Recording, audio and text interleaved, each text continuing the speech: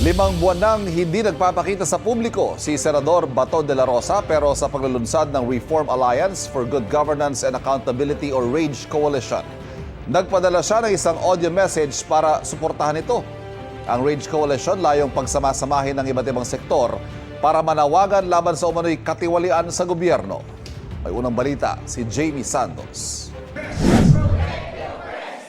Formal nang inilunsad ang RAGE Coalition o Reform Alliance for Good Governance and Accountability, isang multi-sectoral alliance na binubuo ng iba't ibang grupo na naglalayong isulong ang reforma, transparency at pananagutan sa pamahalaan. Layunin daw ng RAGE Coalition na pag-isahin ang magkakaibang sektor sa panawagan laban sa korupsyon, pagtaas ng presyo ng bilihin at umano'y pang-aabuso sa kapangyarihan. Kabilang sa mga pangunahing partidong bumubuo nito ang PDP Laban, Partido Reforma at Reform PH. Itinalaga bilang pangunahing convener ng koalisyon si Davao City Mayor Sebastian Duterte. Sa kanyang talumpati, binanatan niya si Pangulong Bongbong Marcos. Siya nagbukas ng usapin ng flood control na may mga ghost project. Kaya ako tumahimik talaga. Kasi hinayaan ko na mag-self-destruct yung na yan.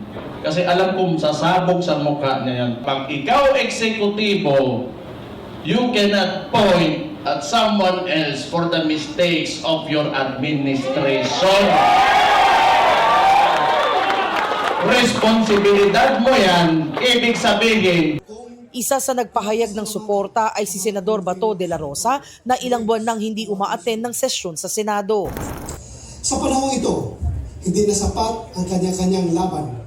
Kailangan natin ng isang tinig, isang direksyon at matibay na paninindigan laban sa katiwalian, pag-aabuso at mga hakbang na naglalayong patahimikin ang oposisyon. Inaasahang palalawakin pa ng RAGE Coalition ang kanilang hanay sa mga susunod na buwan. Ito ang unang balita. Jamie Santos, GMA News.